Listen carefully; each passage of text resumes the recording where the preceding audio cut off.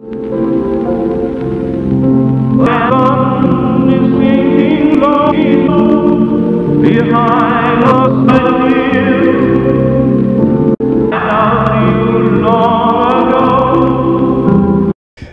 moi je te propose qu'on commence direct, toi qui seras la troisième personne interviewée. D'accord, pas de souci. Et du coup, moi j'ai une première question. Ta chaîne YouTube, actuellement, elle en est où? Parce que j'ai vu que ça faisait un petit moment que tu n'avais pas sorti de vidéo. Pourquoi? Comment?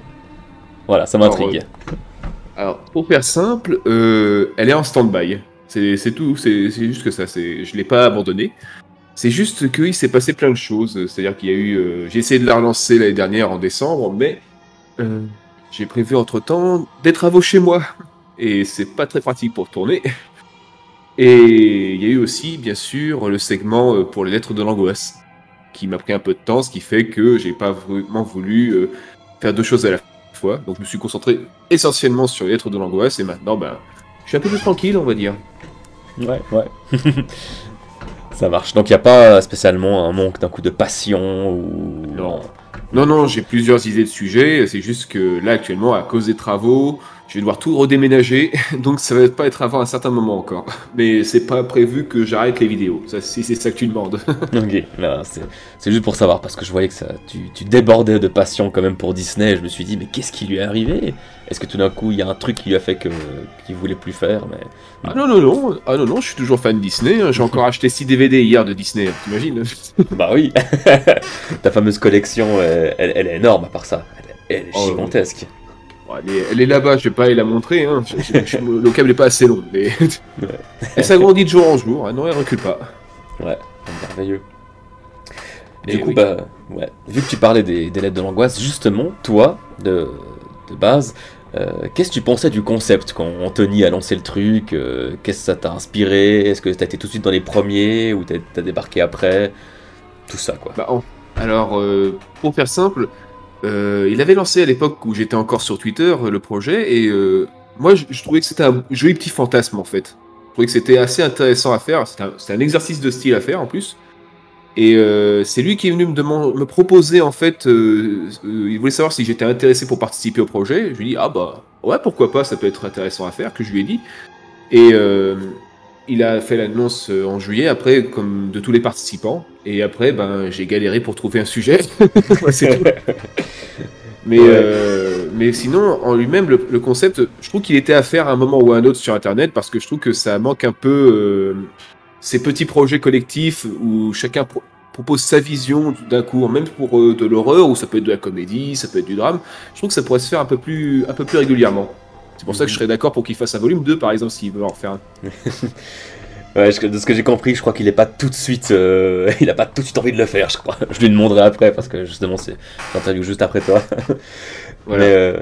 Mais c'est vrai que il y a nos collègues aussi que j'ai déjà pu interviewer qui disaient c'est chouette ce projet collectif, parce que c'est vrai qu'on est toujours très individuel en soi-même et on a toujours un petit peu à se tirer dans les pattes certains et certaines, et là pouvoir faire un truc tous ensemble, même des personnes qui à la base n'ont pas forcément les mêmes visions ou les mêmes approches de certaines choses, c'était quelque chose qui était chouette à faire, et c'est vrai que c'était chouette à faire. Bah oui, honnêtement. Et puis ce qui était vachement sympa à faire après, c'était de se rencontrer, de discuter un peu de tout, voir ce qu'on avait en commun, ce qu'on n'avait pas en commun.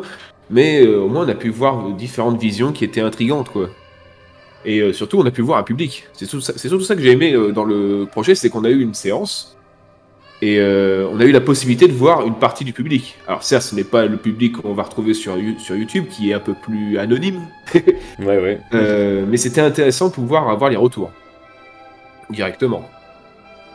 Ouais, c'était... Je sais pas pour toi, mais moi c'était impressionnant d'être dans la salle et déjà de se dire, bon, j'ai tous les collègues autour qui regardent mon film en même temps que moi en ce moment, plus la salle en bas qui était plus ou moins pleine. Moi j'avais le petit stress quand même à ce moment-là.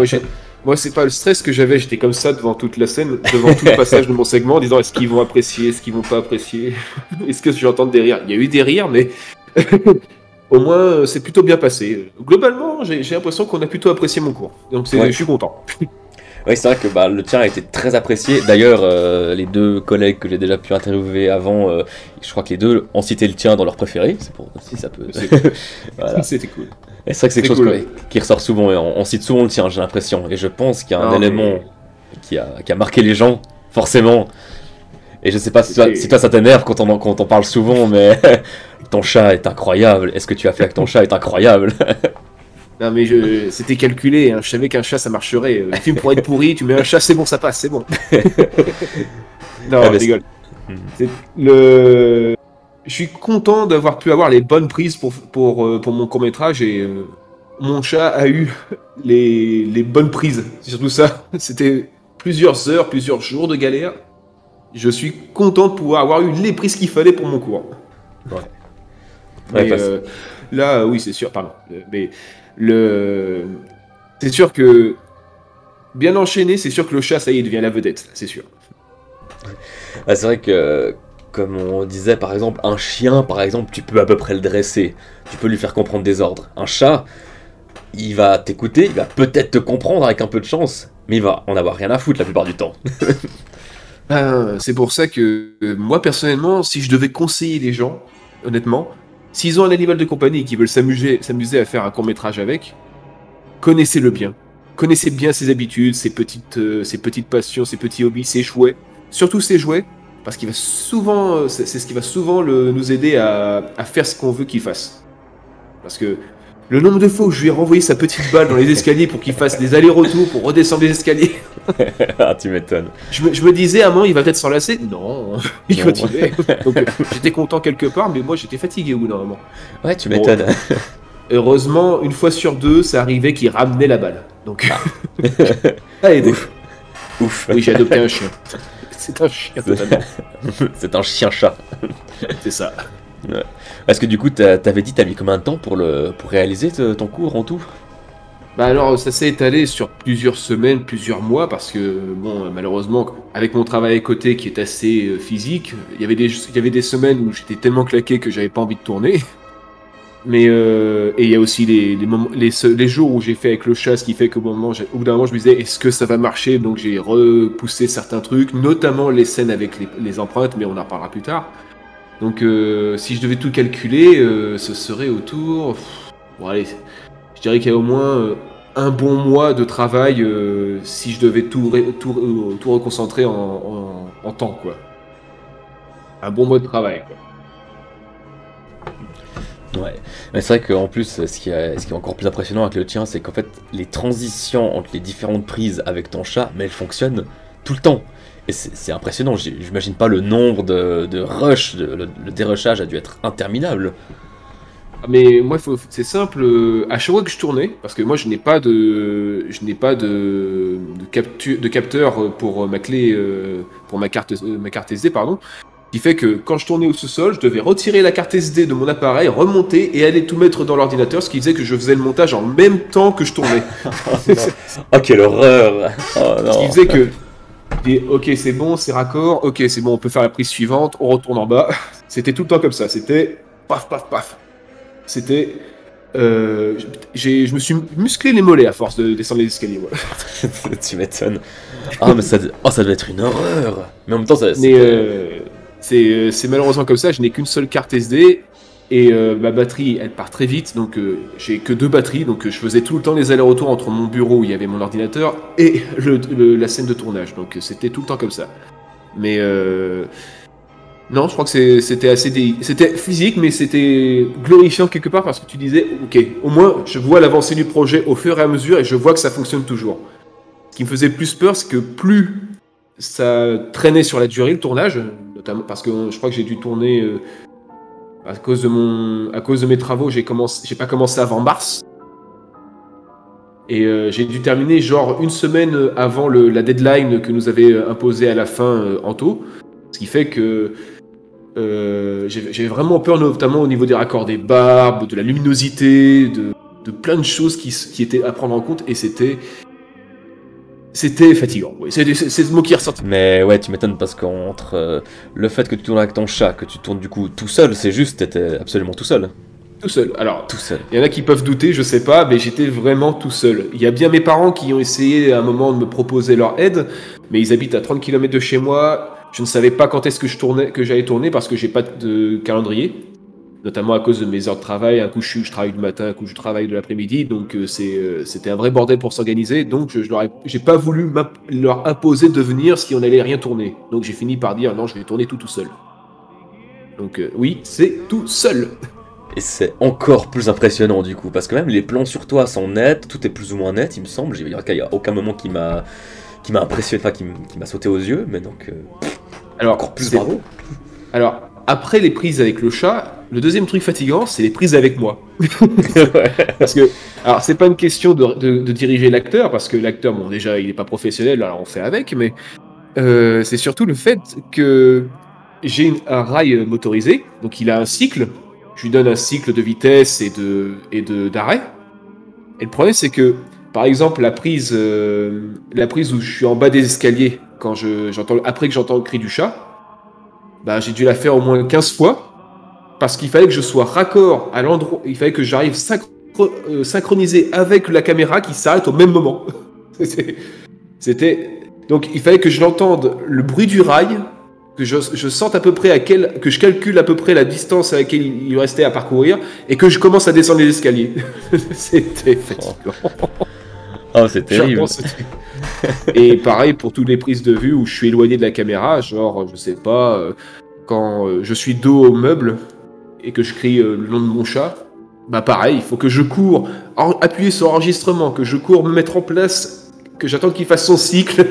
Et après que je me lance mon jeu d'acteur de fou, et en espérant que ce soit raccord avec la synchronisation que j'avais en tête. Mais bon, c'est que de la chorégraphie en clair pour l'instant, ce que je raconte. Ouais, mais quand même, justement, le faire tout seul, moi ça m'a bluffé, et je pense que ça a bluffé beaucoup de gens. Bah, moi je suis content que ça ait marché en tout cas, encore une fois. Et du coup, est-ce que tu retenterais l'expérience une fois de jouer tout seul avec un chat ou deux chats, je ne sais pas. Alors j'ai toujours tourné tout seul quasiment, enfin, alors de rares exceptions où des personnes ont participé vite fait à mes vidéos, donc c'est pas un problème de continuer à faire un court-métrage tout seul, mais je pense que je serais assez maso pour essayer de faire un truc encore plus difficile, quoi. Ouais. Je sais pas, moi, j'imagine, je sais pas, genre faire des cascades tout seul, au risque de me casser la jambe, je sais pas. Mais un truc, j'ai toujours envie quand je fais un truc d'aller un peu plus haut de ce que j'ai fait, c'est normal. C'est pour éviter de stagner surtout. Donc moi je pense que tout seul je continuerai.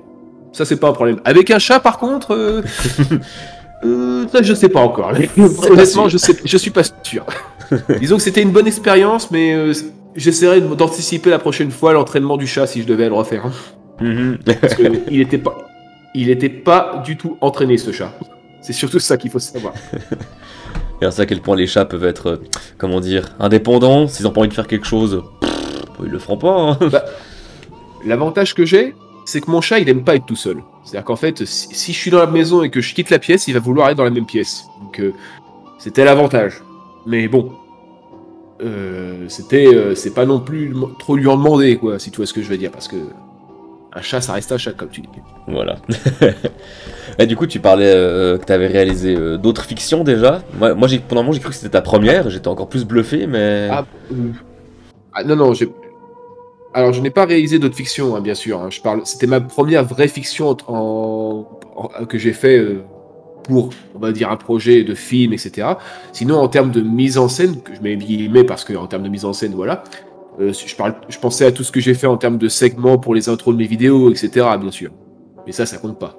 Ok, ouais. Et quand même, franchement, quand on voit avec quoi t'as débarqué dans ce film, ben, c'est encore plus impressionnant, je te montre voir, parce que moi je trouve que l'image est nette, je trouve que ça a de la gueule, ça a quelque part, et c'est bien foutu en plus. Ouais, ça m'a quand même montré les limites qu'avait mon caméscope quand même, parce que c'est un Canon 600D, donc il date un peu, si on peut dire. Donc, et surtout avec les normes actuelles sur YouTube, ça va commencer à être handicapant. Je pense qu'il va falloir que j'investisse dans un petit appareil 4K, malheureusement. Ouais. Ouais, c'est vrai que, bon, on en parlait l'autre jour avec Clément, il y a une sorte de professionnalisation sur YouTube qui est monstrueuse maintenant, et si on veut proposer quelque chose de qualité qui plaise aux gens, malheureusement, souvent il faut passer maintenant par... faut douiller de plus en plus cher. Voilà, c'est ça qui est relativement délicat quand on veut faire de la fiction sur YouTube, c'est que faut mettre les moyens maintenant, comme tu dis. Ouais, mais là, j'essaie de voir un peu pour tout ce qui est Panasonic. Je vais me renseigner. Le temps. De toute façon, vu que je vais pas encore faire des vidéos avant un petit moment, j'ai le temps d'investir, à mon avis. Donc ça va. Ouais. Toi, du coup, tu as reçu la lettre H, qui est une lettre qui est pas mal. Il y a pire comme lettre. Honnêtement, j'avais une bonne marge. Voilà. Avec celle-là.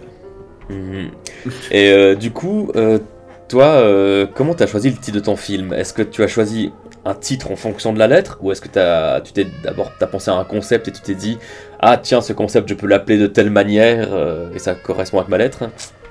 Alors c'est un peu un mélange de tout, parce que en fait j'avais déjà pensé à des idées de courts-métrages que je pouvais faire dans mon coin à mon niveau. Il y avait mais le problème c'est que en termes de logistique et d'équipement et de figurants et d'aide, ça demandait beaucoup trop de travail, surtout qu'on était en période de confinement, donc c'était encore plus problématique pour essayer de trouver des gens. Donc je me suis dit non, je vais partir sur un truc seul et je vais essayer de faire avec ce que j'ai sous la main. C'est-à-dire que là j'ai acheté une maison vide, elle n'est pas encore aménagée, j'ai du matériel pour faire du travelling et j'ai un chat. Je vais faire une maison en tout. Voilà. Mais non, en fait, comment je pourrais expliquer, j'ai pensé à plusieurs idées de titres qui pouvaient correspondre pour ce segment. J'avais pensé à Hostile, mais Hostile c'était aussi pour un autre court-métrage que j'avais en tête à ce moment-là. Et je me suis dit non, vaut mieux que je le garde pour une autre fois si jamais un jour je m'amusais à le faire. Et j'ai dit bon bah on va rester sur Hanté. Au moins ce sera simple, concret, précis. C'est facile, mais au moins on sait à quoi s'attendre. Ouais, même ça se tient complètement. Et c'est drôle justement, tu parlais de cette façon d'utiliser ce qu'on a sous la main pour justement pas aller chercher 15 000 trucs. Et ça me rappelle quand chaque année il y a In the Panda qui fait son concours Tu vas faire un film. Et cette année aussi, parce que je participe à chaque fois, et cette année je me suis dit ok, qu'est-ce que j'ai sous la main? J'ai 2 semaines pour faire quelque chose, qu'est-ce que j'ai sous la main? J'ai dit, bon, je suis bibliothécaire, j'ai des sous-sols d'une bibliothèque. Je connais un acteur, parfait, ok, c'est tout ce que je vais prendre, je vais rien prendre d'autre.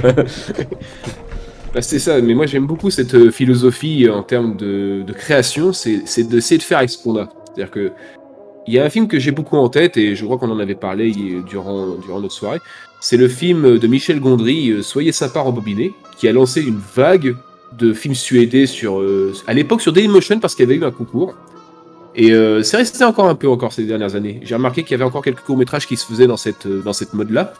Mais j'aime beaucoup l'idée de faire ces films, ou les films que l'on aime, avec ce qu'on a, c'est-à-dire, j'ai des cartons, bah, je vais m'amuser à construire un vaisseau spatial, je sais pas, un truc dans le genre.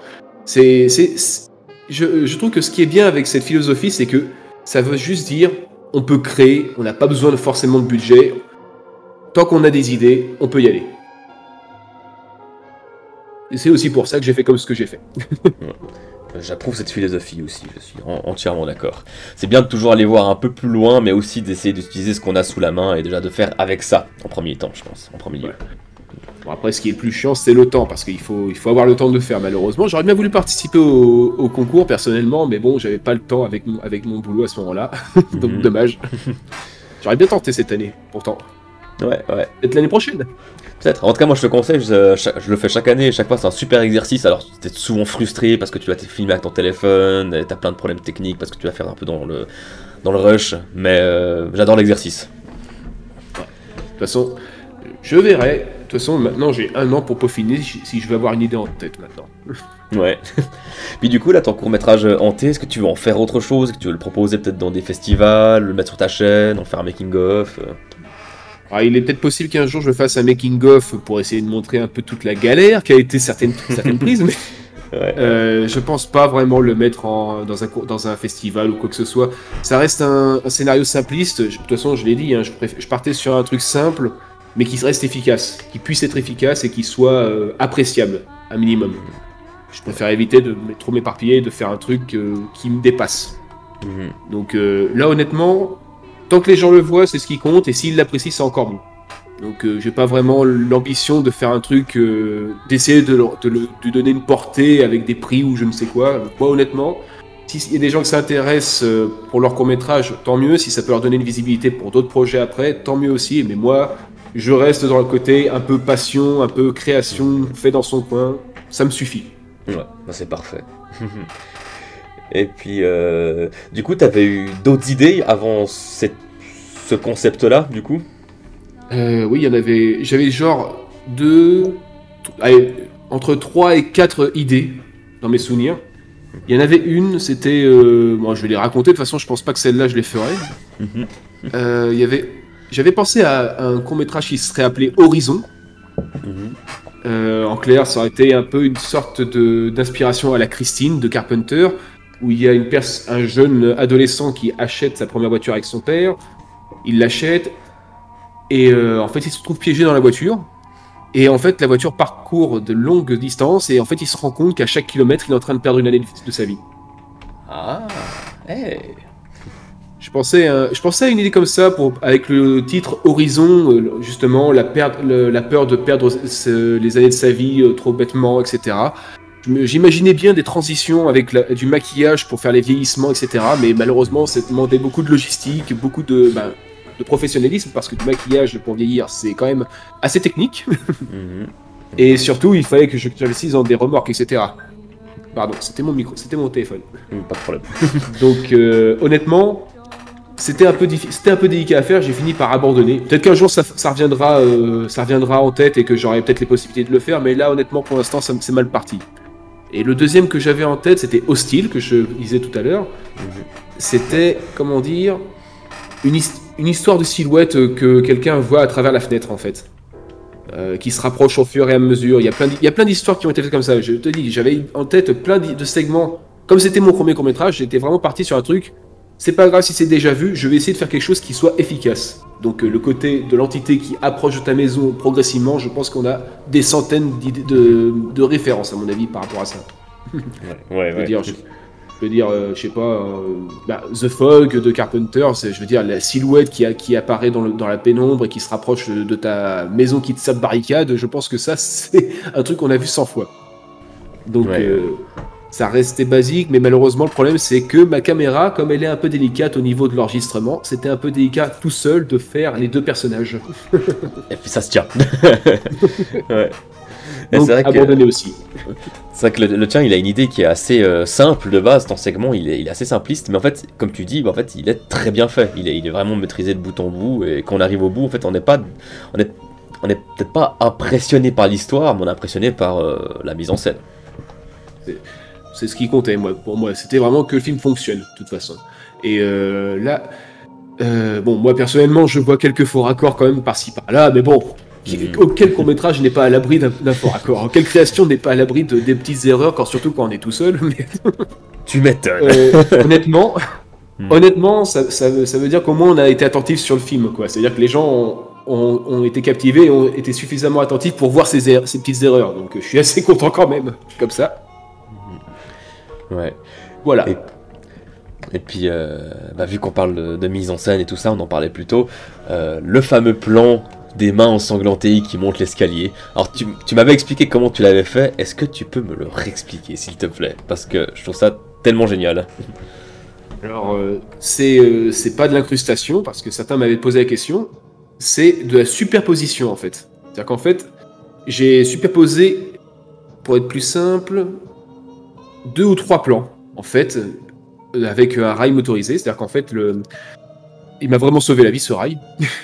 C'est que je lui ai fait un cycle au rail, je lui ai fait faire des allers-retours d'avant en arrière, et pendant toutes ces prises, je n'ai pas arrêté d'enregistrer. C'est-à-dire qu'en fait, il continuait de faire son cycle, et moi, pendant ce temps-là, je faisais une séquence où il n'y a rien, une deuxième séquence où je commence à poser les mains, avec les gants en latex et du faux sang où j'ai recouvert les mains. Je regardais le cadre en même temps pour voir si ça posait bien à un endroit pour que ce soit visible sur le cadre. Donc voilà, faut être vraiment raccord en même temps. Et en plus de ça, il a fallu que j'utilise une petite pipette pour re-remplir les traces de main pour qu'on les voit encore mieux. Et tout ça pendant que ça enregistrait, et de peur que la caméra arrête d'enregistrer. Si elle arrêtait d'enregistrer, j'étais obligé de tout recommencer, de tout nettoyer. Oh là là. Et du coup, en somme, t'as réussi en une seule prise à le faire. Si on peut appeler ça une seule prise. Alors, j'ai pu le faire... je l'ai fait en 2 prises. Parce qu'en fait, il y a... Non, je ne dis pas de bêtises, attends. En 3 prises, pardon. Parce qu'il y a 3 plans différents. Ok, ouais. Donc, j'ai dû faire ça sur deux jours parce que quand j'avais fait les bonnes prises, il fallait que je nettoie tout à fond pour qu'on ne voit pas les traces et qu'on recommence le lendemain au même endroit pour faire l'autre plan en contre-champ. Ouais, ok. Et mais ça a été... C'était vraiment comment je peux expliquer ? C'était l'effet qui me stressait le plus quand j'avais pensé à ce court-métrage. Parce que j'avais vraiment peur de ne pas réussir à savoir comment faire cet effet. Ouais. Et puis après, c'est surtout la superposition, pardon, qui a posé beaucoup de problèmes. Parce que j'étais parti dans l'idée, oh là là, je vais devoir faire de la rotoscopie pour chaque main. Ouais. Et entre-temps, il m'est arrivé une petite bricole sur mon logiciel de montage. C'est simple, il voulait plus s'ouvrir. Ah, ça c'est super. Les meilleurs moments. Ah bah merci Adobe. Hein. Et le problème, c'est que j'ai eu peur. J'ai cru que tout mon montage était perdu. Ouais. Et j'ai dû télécharger une nouvelle version d'Adobe et de After Effects en passant. Et j'ai découvert sur After Effects le logiciel Mocha. Et Mocha, ce qui est vachement bien, c'est que tu lui fais un premier contour d'une silhouette et il va avoir le logiciel est assez puissant pour faire lui-même le calcul du mouvement tout en préservant les dimensions que tu lui as données à la base. Et même en faisant attention à s'agrandir en fonction de la perspective de ton objet. Donc ça m'a sauvé la vie en termes de rotoscopie, ça m'a fait gagner un temps fou. J'ai fait quelques corrections après en post-prod, mais sinon, ce truc, si je l'avais pas eu, je faisais des nuits blanches et j'aurais déprimé. C'est simple, c'est aussi simple que ça. Ah ouais, c'est merveilleux parce que quand j'ai vu cet effet, moi au début j'ai pensé que t'avais tout simplement... tu filmais, tu rajoutais une main ensanglantée, tu repartais, puis quand tu as filmé, tu rajoutais une, et qu'en fait l'effet de mouvement de la caméra était fait en fait au montage. Alors en fait pas du tout, tu l'as fait vraiment de manière pro et c'est nickel. C'était fait durant le tournage tout ça. Tout était fait durant le tournage. C'est juste en post-production, encore une fois que je t'ai dit, hein, la superposition, avec quelques masques, quelques outils pour faire les contours, et c'est tout. C'est plus simple parce que avec l'appareil que j'avais, je ne pouvais pas me permettre de faire un coup je filme pour une main, un coup je filme pour une autre, etc. Il fallait que ce soit homogène. Surtout que j'ai un sous-sol qui est pas droit. Et le problème, c'est que le sang, ça coule. Ça se tient. Donc, je ne pouvais faire ça qu'en une seule prise, à chaque fois. Donc, si je me ratais sur la prise, le temps que je me remette proprement, le sang aurait coulé. Et on aurait perdu tout l'effet. Donc, j'ai eu beaucoup de chance sur ce court-métrage, en fait, avec du recul. Ah non, mais bien joué. Cet effet, je crois qu'il a bluffé pas mal de personnes, justement. On était pas mal à se demander, mais comment est-ce qu'il a fait ? Et voilà. C'est simple. Voilà, je l'ai dit. Enfin, simple. Tout est relatif. Voilà. Et du coup, c'est vrai c'est quelque chose qui est beaucoup revenu aussi dans les critiques après. Il y a ça, et puis souvent la mention de Pixel, c'est ça le nom du chat ? Ah, c'est ma petite chatte, ouais. Elle s'appelle Pixel. Ouais, j'ai aucune originalité. Écoute, très bien. Oui. Et c'est vrai que c'est un truc qu'on retrouve beaucoup dans les critiques. Toi, les critiques, qu'est-ce que t'en as pensé de manière générale ? Les retours pendant la scène, ou enfin pendant la salle et même après ? On a surtout mis en avant mon mauvais jeu d'acteur. Mais ça, honnêtement, je l'assume totalement. Parce que je ne suis pas professionnel. Il fallait faire avec. J'ai essayé simplement de retranscrire éventuellement la peur comme moi je l'aurais peut-être ressenti, mais c'était peut-être un peu exagéré. Mais bon, il fallait bien... Comme il n'y a pas de dialogue dans ce court-métrage, j'ai essayé d'être le plus expressif possible pour retranscrire la peur, l'effroi, l'inquiétude, etc. À mon niveau, mais au moins ça donne un petit cachet au film de ce côté-là, ça fait un peu guignolesque justement. Le côté un peu naïf du personnage qui se fait attraper comme ça. Mais sinon, ouais, globalement, j'ai remarqué que on me disait que c'était soit anecdotique, soit peut-être sans intérêt, mais qu'il saluait l'effort, pour les plus stricts, on va dire, des critiques. Sinon, globalement, il y a beaucoup de gens qui ont été assez impressionnés par le court-métrage, surtout du fait qu'il était fait tout seul. Mais honnêtement, j'ai un peu le syndrome de l'imposteur de ce côté-là à chaque fois. J'ai l'impression qu'on me met trop de louanges quand je vois le travail que les gens ont fait à côté sur les autres courts-métrages à chaque fois. J'ose pas prendre ces compliments pour moi. Je suis content, au fond de moi je suis content quand même, mais à chaque fois je me dis, mais regardez, je sais pas, regardez Quenotte ou Angle Mort, ces courts-métrages ils sont fous, je veux dire. Et moi j'ai pas l'impression de mériter autant de louanges qu'eux par exemple. Donc c'est dire. Tu m'offres une parfaite transition à ma question suivante qui était, parmi les 26 courts-métrages, je vois Pixel là qui arrive. Voilà. Parmi les 26 courts-métrages, lesquels sont tes préférés? Il y en a quelques-uns que j'aime bien. Donc, Angle Mort, parce que c'était la première mise en bouche, et j'ai trouvé que c'était assez efficace. Alors, je me posais un peu la question de ce que c'était l'entité, et la photo m'a fait tout comprendre. J'ai dit, ah, ok, d'accord, j'ai compris. Ça m'a fait un petit peu un petit twist pour moi, donc j'ai trouvé la conclusion assez efficace pour ce court-métrage. Après, je relis ce que j'ai truc. Celui de Zoltan, j'avais bien aimé aussi, Raccroche, qui était assez sympa.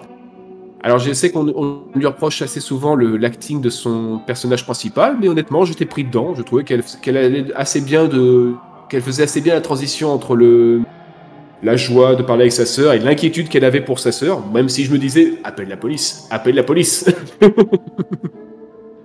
Mais bon, je me suis dit aussi que t'es un moment de panique, t'es tout chamboulé. Je me suis dit, tu peux pas forcément penser à appeler la police quand t'es inquiet. Ça peut arriver. Donc je me dis, ça passe. Et c'était un que j'aime bien. Et si je devais... Il y en a un aussi que j'aime bien, c'est Yeux sur la route, de Mathieu Blaume. Là, c'est plus par le concept que j'ai bien aimé. C'est-à-dire qu'en fait, tout du point de vue de la voiture, j'ai trouvé ça assez intéressant. Mais je sais pas pourquoi, je trouve que ça manque genre d'une minute ou deux. Mais bon, c'est bloqué par le format imposé par Anthony. Mais je pense qu'avec 1 ou 2 minutes, on aurait été plus pris dedans, et il aurait pu proposer peut-être 2-3 idées de mise en scène, notamment autour du spectre qui suit le tueur. Je sais pas, on la verrait dans des endroits improbables, peut-être, je sais pas, au-dessus d'un toit ou quelque chose. Des trucs qui permettent de voir qu'elle est plus imposante et dangereuse qu'on imagine. Là, c'était tout le temps au milieu de la rue. C'est pas mal, mais j'ai bien aimé, hein, mais je trouve que... Moi, je suis comme ça, je dis, ça aurait pu aller un peu plus loin. Comme ça. Ouais. Je suis sûr que si t'avais eu les moyens, t'aurais été encore plus loin. Et le dernier, je l'ai cité tout à l'heure, que j'ai vraiment beaucoup aimé. Globalement, j'ai pas passé un mauvais moment pour tous les courts-métrages. Hein. J'en oublie. Oh, j'ai failli oublier, je vais le dire après. Il y a Quenotte, que j'ai beaucoup aimé, honnêtement. Je trouve que c'était celui que j'ai trouvé le plus efficace. Ouais, il est impressionnant. Parce que... j'ai trouvé vachement les transitions dans la scène des toilettes, la transition qu'il y a entre chaque phase où il est en train de perdre ses dents et ses furoncles ou ses boutons, qui n'étaient pas là entre chaque plan. Je me suis dit, wow, putain, les transitions, ils les ont vachement maîtrisées. Je veux dire, c'est assez impressionnant. Et j'ai trouvé que le court-métrage retranscrivait vraiment cette idée de dégoût, d'hypocondrie qu'on pouvait ressentir peut-être chacun à notre niveau. Moi, je suis pas hypocondriaque, mais je supporte pas qu'on me boit dans ma bouteille. Alors comme ça. Donc, je me suis dit, je me retrouve totalement dans ce personnage, on va dire. Je veux dire, personne touche à ma bouteille. Ouais. Et surtout, son acting était vraiment pas mal, honnêtement, à cet acteur. Je n'ai pas son nom, malheureusement, sous les yeux. C'est un peu dommage, mais sur la fin, j'ai trouvé qu'il était impressionnant en termes de ton, il était juste comme il fallait. Même quand il hurlait, je trouvais qu'il était vraiment juste. Non, je suis d'accord, l'acteur était vraiment très très bon. J'ai pas son nom non plus là sous la main, mais ouais. On le mettra au montage là, on le mettra en dessous là, comme ça. Voilà. Mais et pour terminer, là ça touche un peu à un truc que j'aime beaucoup, c'est l'animation. Ah oui. Et Étrange de Freaks Motion Studio. J'ai trouvé que déjà c'était couillu de proposer ça parce que c'était assez dur à faire. Moi, on me dit, ouais, c'est impressionnant ce que t'as fait tout seul. Moi, je dis, mais regardez ce qu'ils ont fait, eux. Ils ont mis 6 mois, entre 6 et 7 mois pour faire leur court-métrage, et ça se voit. Ah, c'est vrai, quand il y a étranger qui a débarqué dans la salle, on était tous, putain, quelqu'un l'a fait. Ils ont fait un truc en stop motion, mais c'est tellement impressionnant ce qu'ils ont fait. Et surtout, je veux dire, j'aime beaucoup le studio Hardman, et quand je regarde les making-of et tout de ce studio, ou du même studio qui a fait par exemple, comment ça s'appelle, Monsieur Link. Ces deux studios, c'est des fous en termes d'animation. Et quand on voit les mouvements de caméra associés à l'animation de leurs personnages et de leur environnement, ça m'a rappelé totalement les studios Hardman et le deuxième studio que j'ai pas en tête malheureusement, qui a fait aussi Kujo, si je dis pas de bêtises. Et honnêtement, moi je leur tire mon chapeau, honnêtement, enfin ma casquette. C'est franchement impressionnant. C'est sûr, c'est pas propre, hein, on peut voir les traces de doigts sur les personnages, etc. Mais honnêtement, on passe totalement outre ça. C'est tellement impressionnant ce qu'ils ont pu proposer. Je veux dire, on a quelques photos de leur tournage sur Instagram. Ah bah oui, hein, on voit la taille des décors. Je veux dire, c'est fou. Ils ont vraiment mis beaucoup de temps à faire ça.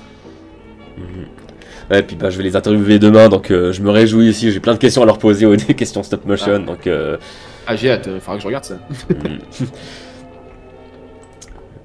Et du coup, niveau YouTube, est-ce que tu as un avis en particulier sur la plateforme ou sur l'évolution qu'elle a eue ces dernières années Comment tu te sens au milieu de cet univers? Bah, moi, honnêtement, vu que je ne fais plus grand-chose, je ne m'en soucie pas tellement. Mais j'ai toujours mon petit groupe de contacts personnels avec qui je m'entends toujours bien et avec qui j'arrive à discuter, à voir eux-mêmes leur création, ce qu'ils proposent. Donc... en termes de divertissement, c'est toujours intéressant à voir. En termes de création aussi, même si je trouve qu'honnêtement, YouTube, plus ça avance et plus j'ai l'impression que ça va être délicat de proposer quelque chose qui sorte pas d'une certaine condition, quoi. Je veux dire, j'ai l'impression je vais peut-être exagérer le trait, mais ça me fait vraiment cet effet-là. J'ai l'impression on revient à l'époque du code Haze, presque. Ouais. Toute proportion gardée, bien sûr, mais c'est-à-dire que c'est dans le sens où si tu veux que ton court-métrage soit accepté sur la plateforme et qu'on te le monétise, tu dois avoir coché ces cases-là.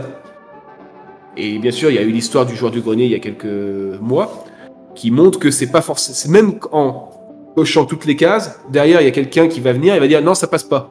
Donc arrivé là, on est bloqué. Et je veux dire, comment voulez-vous que certaines personnes qui mettent du temps dans leur projet, qui espèrent un minimum de retour, peut-être de revenus, ou même des retours, parce qu'il n'y a pas que les revenus, il y a aussi la visibilité. Si c'est démonétisé, YouTube, eux, ils te bloquent la visibilité, hein, entre guillemets, hein, c'est ça le problème. Donc, j'ai l'impression qu'ils sont en train de reprendre le côté néfaste de la télé, à savoir, on va privilégier tout ce qui est divertissement, tout ce qui est distractif, ou je sais pas, tout ce qui est... J'aime bien ce qu'ils font, hein, mais voilà, on va dire par exemple McFly et Carito, on va dire on va dire l'emblème de ce qui est vraiment apprécié sur YouTube maintenant, on va dire en termes de popularité. Et j'ai un peu peur que ça aille dans cette direction, malheureusement. Même tout ce qui est instructif, je ne sais pas, par exemple Nota Bene avec ses vidéos d'histoire. J'ai l'impression qu'il a beaucoup de mal lui aussi à s'y retrouver avec notamment des droits d'auteur, etc. Alors qu'il fait que des vidéos d'histoire, quoi. C'est ça qui est déroutant, quoi. Donc, je sais pas tellement où on va avec YouTube actuellement, mais beaucoup de personnes sont mécontentes, ça c'est sûr. Ouais, comme tu dis, il y avait le fameux cas du joueur du grenier qui avait fait en sorte de cocher toutes les bonnes cases pour passer, et malgré tout derrière s'est fait saquer complètement. Du coup, on sait pas trop vers où on va à ce niveau-là, mais en plus là, je sais pas trop ce qu'ils vont faire actuellement. Là, ils parlent de, c'est dire à quel point ils veulent vraiment être genre tout clean YouTube. C'est que là, il y a des histoires comme quoi prochainement ils veulent supprimer le bouton dislike. Oui, c'est juste. Là, normalement, ça doit arriver prochainement, ça. Ouais. Alors, c'est assez inutile, je trouve personnellement, parce que c'est autant un indicateur pour le créateur que pour le spectateur. C'est-à-dire qu'en fait, là, actuellement, ce qu'il propose, c'est que ce soit que le créateur qui voit les dislikes dans son YouTube Studio, Alors bon, ça veut dire une chose, ça veut dire qu'il y a que le créateur qui va déprimer. C'est ça, pour moi, c'est ça que je vois ça comme ça.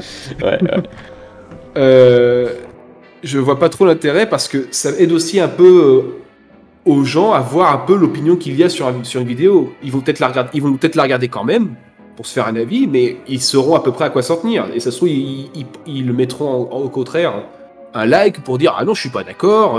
Moi, par rapport au dislike, je vais mettre un like par principe. Là, ça va être. Je sais pas pourquoi les gens vont moins mettre de likes. Je sais pas pourquoi. C'est très possible, ouais. On verra comment ça va évoluer. Ça se trouve, je vais totalement me tromper. Hein. Mais si ça se fait que en like, en fait, ils feront que reprendre ce que font déjà les autres réseaux sociaux comme Instagram, Snapchat ou tout ça, où il y a que ce genre de trucs.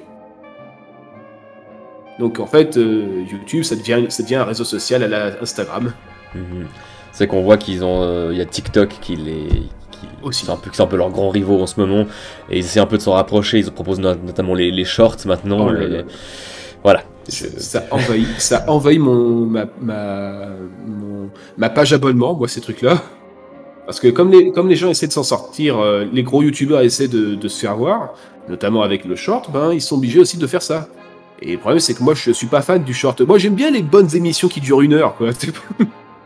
Donc moi, je suis un peu fatigué par rapport à ça, mais bon, si c'est le prix à payer, je peux passer outre à la limite, hein, si ça peut permettre à ces créateurs de s'en sortir. Mais bon, au bout d'un moment, ça va être relou, quoi.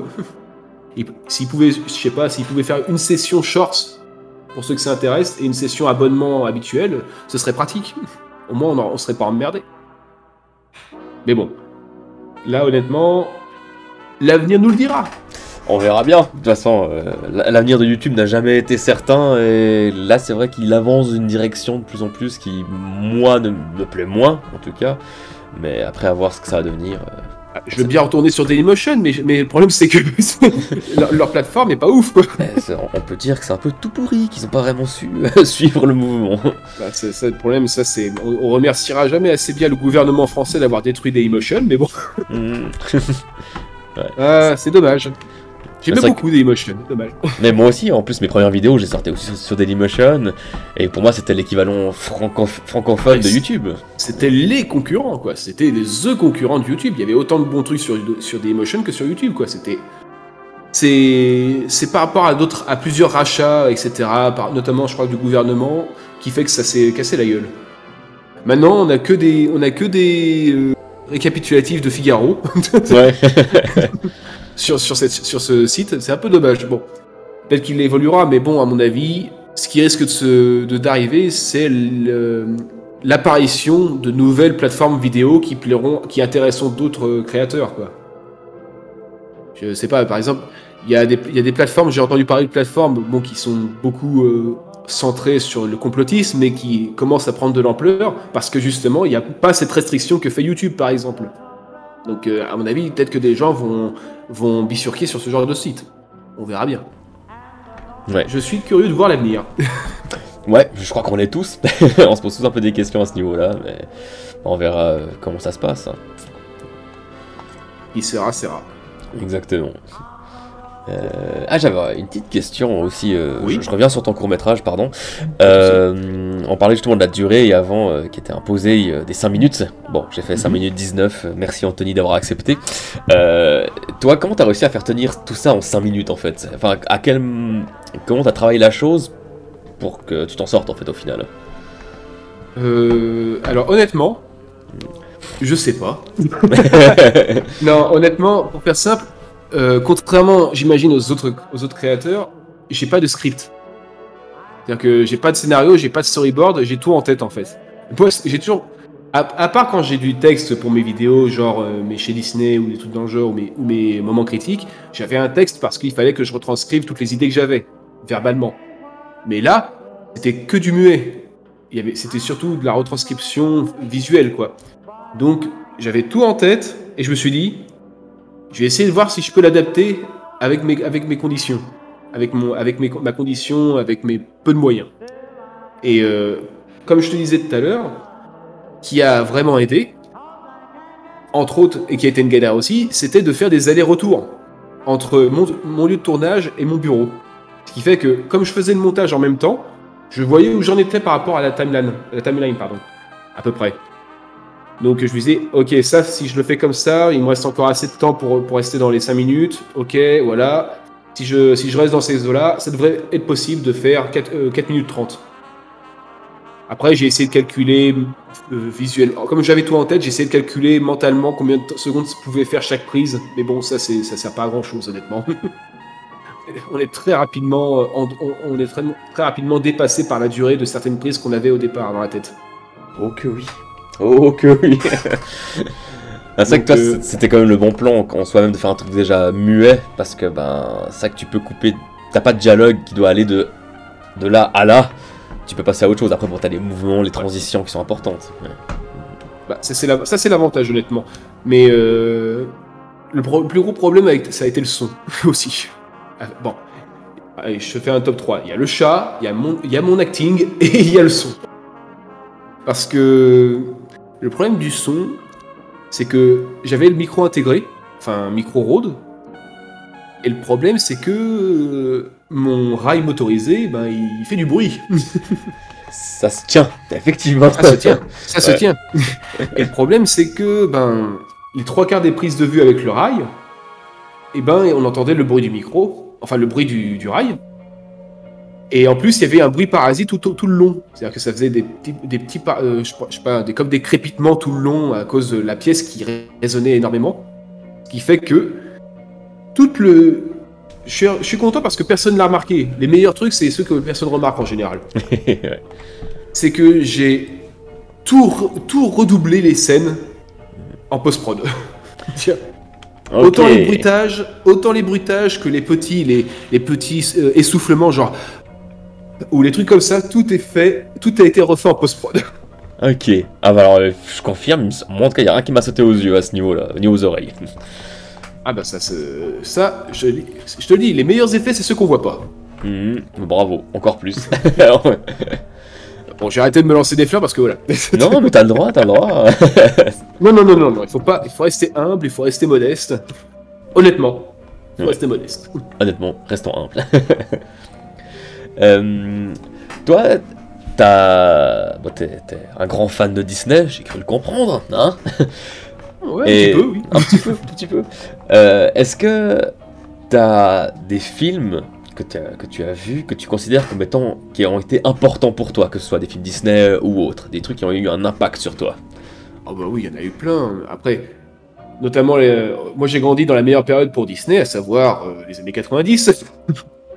avec tout ce qui est Le Roi Lion, Aladdin, La Belle et la Bête, si je pouvais tous les citer, voilà. Mais il y a beaucoup de films qui m'ont touché personnellement. Je pourrais citer genre 12 hommes en colère, qui là aussi est justement un concept très simple. C'est un huis clos avec 12 acteurs, en comptant le juge et le gardien, ils sont 14. Et c'est juste avec une pièce, on peut faire tellement de choses en termes de mise en scène, c'est fou. Et moi, si je devais après donner mon petit film préféré, alors ça qui est rigolo, c'est que je te sors 12 hommes en colère là, mais moi, le film que je vais te sortir, je suis même pas sûr que tu le connaisses. Ça s'appelle Alexandre le Bienheureux, c'est avec Philippe Noiret, c'est de Yves Robert, et c'est un film qui est sorti en 1968, qui parle d'un homme qui est complètement exploité par sa femme. C'est-à-dire que ça fait 10, ils sont dans une corporate agricole. Il a 120 hectares à s'occuper quasiment. Pendant 10 ans, sa femme, elle le fait travailler du matin au soir. Il a jamais le temps de se reposer. Un jour, sa femme meurt dans un accident. Hein, c'est pas lui. Et il est heureux. Il fait que dormir. Et tout le monde lui reproche ça. Et tout le film, c'est ça. C'est que le mec, il passe son temps à dormir dans son lit. Et tout le village essaie de le réveiller. Il dit, mais va travailler, bon sang, et tout. Et j'adore cette vision de la vie, c'est que tu as toute une société qui dit, non, il faut que tu te ranges dans les clous, il faut que tu fasses ce qu'on te dit de faire, faut que tu travailles, parce que c'est pas normal de ne pas travailler. Et lui, il dit, on a le temps, il faut prendre son temps. Il faut prendre le temps de prendre son temps. Ouais.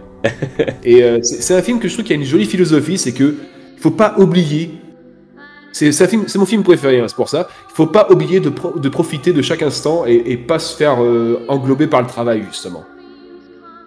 C'est un film coup de cœur pour moi, personnellement, en tout cas.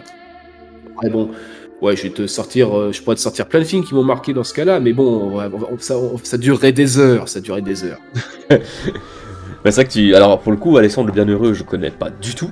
Je pense qu'on me l'a déjà dit une fois, mais en tout cas, j'ai jamais vu, mais... Écoute, je vais le rajouter à ma liste. Laisse-toi tenter. Ouais. C'est touchant. C'est par le réalisateur du Grand Blond, si tu connais, c'est peut-être un peu plus connu. Oui. Alors, j'ai pas vu non plus, mais je connais aussi, mais ouais. Voilà. C'est pour donner un peu le style. C'est ça que tu citais 12 hommes en colère, je l'ai découvert enfin il y a un mois, je crois, et c'était une claque, ce truc. C'était incroyable.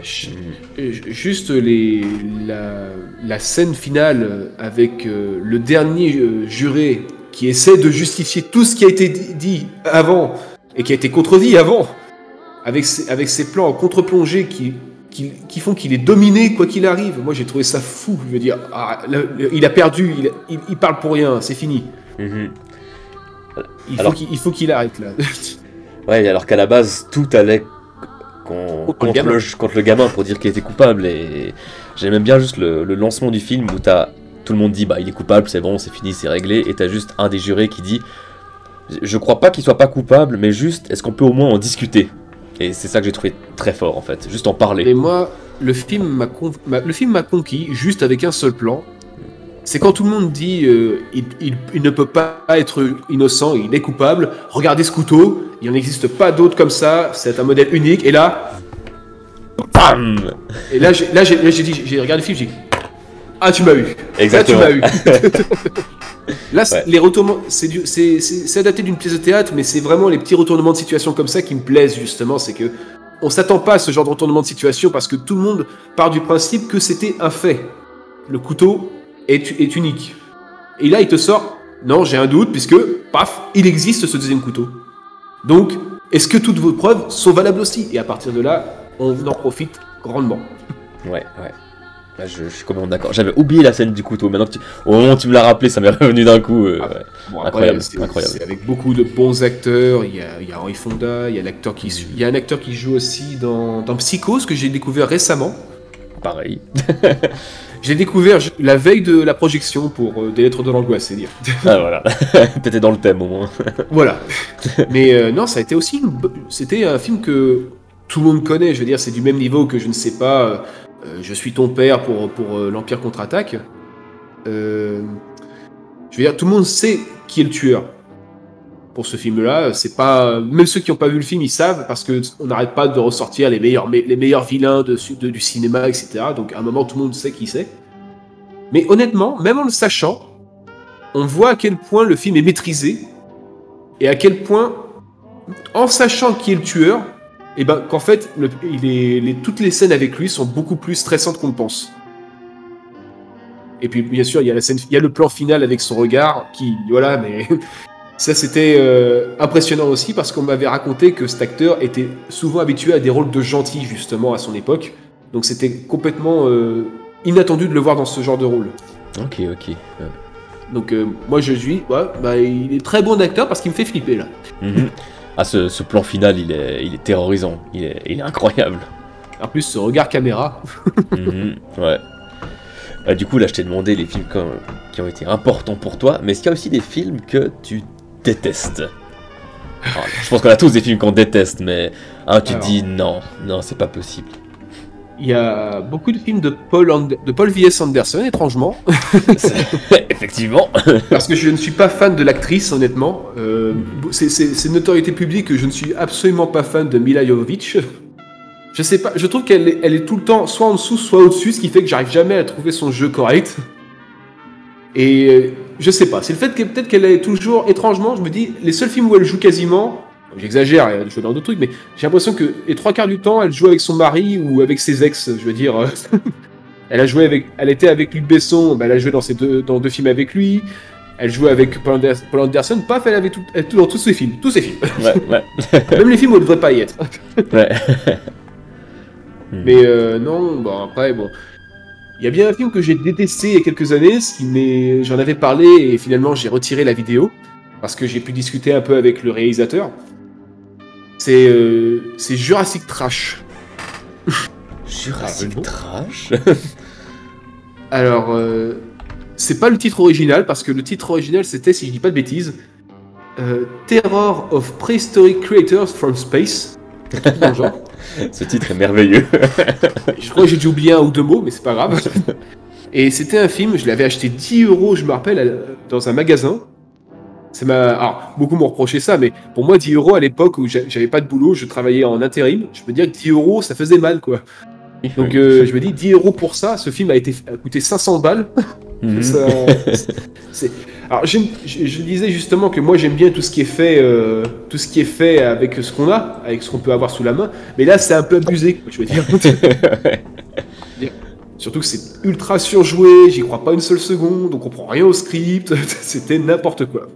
Ce qui fait que ça me fait emmener plus de la colère de me faire dépenser 10€ pour ça que de l'amusement. Si je l'avais regardé, je sais pas, en streaming ou sur internet, j'aurais peut-être été rigolé, mais là pour 10 balles, non, c'était abusé. Ouais. Alors j'ai retrouvé le titre, c'est Terror of Prehistoric Bloody Monster from Space. Voilà, c'est ça. Ce titre est incroyable. C'est un film qui se veut un hommage un peu à tous ces films de série Z, etc. Mais 10€, je suis désolé, mais 10€ pour ça, quoi. Bon, je m'en suis bien. On a eu quelques querelles entre moi et le réalisateur à cette époque, mais on a fini par revenir sur un statu quo maintenant. J'accepte son projet, mais je pense qu'il l'a très mal vendu, c'est pour ça que moi j'ai été énervé. Ouais. Mais honnêtement, ah si, je peux te dire un truc qui m'énerve vraiment ce temps-ci, c'est les remakes Disney. Oui, ah bah très, très bonne idée, oui. Qu'est-ce que tu en penses, ces remakes Disney, toi, du coup? Alors, je les ai pas tous vus. Je me suis arrêté à Dumbo. J'ai acheté les derniers, je veux dire, j'ai acheté Aladdin, Le Roi Lion, etc. Mais plus pour la collection qu'autre chose. Et d'occasion, faut pas déconner, j'ai pas les acheter neufs. Ouais. Mais honnêtement, j'ai l'impression que c'est du pilotage automatique. Enfin, il y a un mélange de pilotage automatique et un côté artificiel. C'est-à-dire qu'en fait, tout ce qui a fonctionné par rapport aux classiques originaux, je ne sais pas, j'ai pas vu Le Roi Lion, donc je vais pas pouvoir prendre cet exemple, mais disons par exemple La Belle et la Bête, je pense que c'est le meilleur exemple parce que je l'ai vu en salle, pour lui donner sa chance.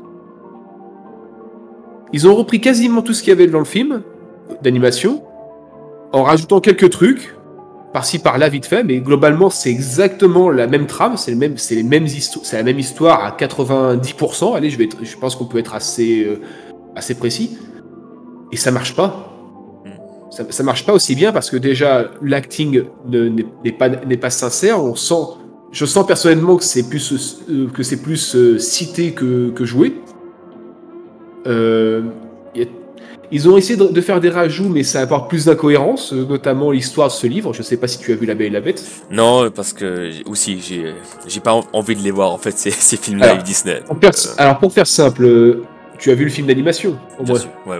Voilà. Dans le film d'animation, il y a un miroir qui permet à Belle de voir la bête, etc., ou la bête de voir ce que fait la Belle. Alors, dans le film, il existe ce miroir, mais ils ont rajouté aussi un livre qui permet de se déplacer n'importe où sur la Terre. Alors, je veux dire, ouais, bon, ça casse un peu le côté isolement de la bête qui recluse dans son château. Je veux dire, il sort l'excuse du « ouais, mais bon, comme je suis un monstre, bah, c'est un cruel cadeau parce que je ne peux pas sortir, justement. » Bon, si tu veux. Et ils en font pas grand-chose, en fait, de ce livre, parce que ça sert juste à savoir comment est morte la mère de Belle. Oui, parce que c'est important de savoir comment est morte la mère de Belle, puisqu'elle apparaît pas. Oui, c'était tellement important C'était tellement une incohérence dans le dessin animé. Ah, c'est clair. Oh là là, la mère de Belle. Le film était bien, mais j'ai pas su comment était morte la mère de Belle, donc c'est moyen, quoi. Incroyable. Non, mais... j'ai l'impression qu'ils ont qu'ils ont lu des critiques ou des pseudo-critiques d'incohérence sur leur film d'animation, et ils ont essayé de dire tiens, bah, on va rajouter des éléments pour corriger ça, mais ça corrige pas spécialement, quoi. Ça veut dire ça apporte plus d'incohérence. Par exemple, je me dis le livre là que vous aviez là justement, je pense à ce livre parce que c'était un ajout. Pourquoi vous ne dites pas à la bête au lieu de donner le miroir, donnez-lui le livre? Comme ça, je sais pas, vous lui dire, vous pourrez venir me voir quand vous voudrez, etc. Je sais pas. Et ça aurait pu être une excuse qu'à la place du miroir qui aide Gaston à retrouver le château, Gaston aurait pu récupérer le livre et paf, il se retrouve au château. Ouais. Non, ils s'en servent pas. Ils s'en servent. C'était un livre, voilà, c'est fini, au revoir. C'est dans un coin pour excuser un truc qui n'avait pas besoin d'être justifié et qui apporte rien au final. Non, et puis il y a plein de côtés malsains. Comme je dis, ils ont essayé de rajouter plein de trucs pour corriger quelque chose. Alors, la bête dans le dessin animé, elle a un sale caractère qu'elle finit par dompter pour devenir une meilleure personne. Là, dans le film live, c'est un gamin qui a été corrigé par son père, qui est devenu cruel, et c'est pour ça qu'il est puni. Ouais, si tu veux. Et la rose... Allez, comme tu n'as pas vu le film, je te spoil à mort. Il n'y a aucun problème, vas-y. La scène de fin où Belle dit je t'aime, juste avant que la dernière pétale tombe. Alors, je ne sais plus exactement si la dernière pétale tombe avant ou après qu'elle dit ça, mais je crois que c'est après. Non, je crois que c'est avant qu'elle dise je t'aime. En tout cas, dans le dessin animé, il me semble que c'était comme ça, si mes souvenirs sont bons. Elle dit je t'aime, et juste avant que la pétale tombe, voilà. Juste avant que la toute dernière pétale tombe, paf, le sort est brisé. Là, je crois que dans les animés, ils te font toute une rallonge où la bête meurt. Oui, c'est mais c'est mis de côté pour montrer tous les serviteurs, Lumière, Ben, Zip, qui se transforment en objets, définitivement, sans vie. Oui. Donc bon, ça amoindrit la mort de la bête, hein, mais bon, à part ça. Et surtout, on a l'impression que c'est joué, puisque je crois me rappeler que la dernière pétale tombe avant que Belle dise je t'aime. Alors qu'est-ce qu'ils ont trouvé comme solution? L'enchanteresse était dans le coin et elle fait revenir la rose à sa forme initiale et tout redevient normal. Mais pourquoi? En fait, s'il n'y avait pas d'enjeu, je veux dire, si la rose n'était pas si grand, si risqué que ça, si c'est juste l'enchanteresse qui doit juste venir en entendant que t'as bien dit je t'aime, fallait pas mettre la rose alors, je veux dire. C'est ça. Bon, il y a plein d'autres choses, mais bon, il faudrait que ça durerait 3 heures, rien que d'en parler. Mais pour dire simple, globalement, c'est ce qui me pose problème dans les remakes Disney, c'est un peu la bonne retranscription. C'est-à-dire qu'en fait, c'est aseptisé, c'est artificiel. Il y a quelques idées technologiques intéressantes, parce que j'ai pu voir des extraits du Roi Lion, par exemple. Visuellement, ça claque, je suis d'accord. Et je vois les intentions, mais ça marche pas pour moi. Mais je me suis juste dit, c'est fou, vous avez des artistes, des techniciens, des professionnels des effets visuels, et vous leur faites faire ça au lieu d'un projet original. C'est ça. Je suis triste pour eux, quoi, je veux dire. Alors, peut-être qu'ils sont contents de faire le Roi Lion, mais bon, c'est Jon Favreau, quoi. Je suis pas forcément... Bon, je crois j'ai plutôt apprécié Mandalorian, mais quand même, voilà. Pas plus que ça. Donc, voilà, et j'ai l'impression qu'ils vont partir sur d'autres trucs. Ils vont partir encore sur d'autres trucs. Là, j'ai vu, ils vont faire la petite sirène, Blanche-Neige, Lilo et Stitch, le bossu de Notre-Dame. Ouais, Lilo et Stitch, Est-ce que ça a un intérêt? Il est pas si vieux que ça, le film. En plus, non, c'est vrai, ouais. Mais, il est de 2002, il va avoir 20 ans. Ah si, quand même, déjà 20 ans. Wow. Moi, ce que j'espère, c'est que d'ici là, les gens se seront lassés de la mode des remakes live, avec un peu d'espoir. Ouais. Parce que j'ai pas envie qu'il touche à Bambi, parce que c'est prévu qu'il touche à Bambi, et j'ai pas envie qu'il touche à Bambi. Ah ouais. Alors, il est dans mon top 5, j'ai pas envie qu'ils y touchent. Ils ont touché à La Belle et la Bête et Le Roi Lion, ils toucheront pas à Bambi. Ouais. C'est vrai que c'est les films live des remakes Disney, ils me donnent pas envie parce que justement, moi, je me dis toujours, autant regarder le dessin animé, autant regarder le film d'animation. Je pars toujours de ce principe-là, en fait. Voilà. Mais c'est surtout ça le problème, c'est que c'est surtout qu'il n'y a pas vraiment de nouvelles propositions quand on regarde ces trucs-là. C'est dire. Globalement, c'est la même histoire, à 2-3 variantes près, ou effets techniques, effets spéciaux près. Je me sentirais plus investi dans le dessin animé, étrangement. Parce que tout est homogène, déjà, et ils sont expressifs, les gens. Oui, j'ai vu le fameux cas du Roi Lion, c'est vrai que tu te dis, mais souriez, mettez-leur des sourcils, quelque chose, enfin... Ça. Alors c'est là où le réalisme tue un peu le problème, tue un peu l'efficacité du dessin animé, c'est ça le problème. Ouais. Alors, c'est pour ça que je dis, pas de touche à Bambi. Mhm. Voilà. Ouais. Mais bon, après, j'ai l'impression que c'est une mode que tous les studios font après. Mais je veux dire, on est vraiment dans une. Ça fait plus d'une décennie, peut-être, on va peut-être même être sur 20 ans de remake à tout va, de reboot de franchise, Charlie et ses drôles de dames, l'agence touriste, bah, même les séries télévisées, hein, je veux dire, le nombre de séries télévisées des années 80 qui reviennent au goût du jour, enfin, soi-disant au goût du jour, Oui. on a beaucoup l'impression, honnêtement, d'être dans un cycle qui arrête pas de se répéter. Mais c'est-à-dire qu'en fait, on a l'impression que les studios, ils ont vraiment plus d'idées. Bon, ben, on va faire que ce qui a marché il y a 30 ans. Parce que ça marche et c'est la nostalgie. Ouais. Le fameux pouvoir de la nostalgie, que tu sais que la plupart des gens qui ont aimé le truc de l'époque vont se dire ah bah tiens, on va le redécouvrir d'une nouvelle manière. Et tu Ou sais alors que ils vont regarder, ou alors ils vont regarder juste pour dire que c'est de la merde, mais on s'en fiche parce que ça fera des vues quand même. C'est ça, ouais. Non, je